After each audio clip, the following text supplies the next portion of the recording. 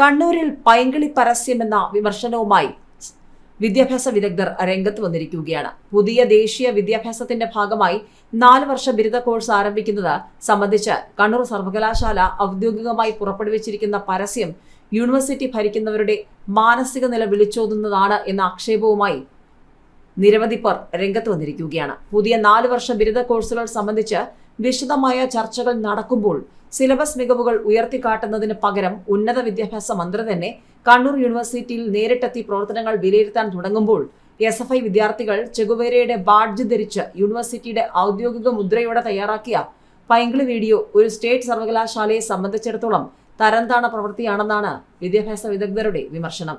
നമ്മുടെ കോളേജ് വിദ്യാഭ്യാസം എങ്ങോട്ടേക്ക് പോകുന്നു എന്നതിന്റെ ഉദാഹരണമാണ് സർവകലാശാല പുറപ്പെടുവിച്ച പൈങ്കിളി വീഡിയോ എന്നാണ് ആക്ഷേപം.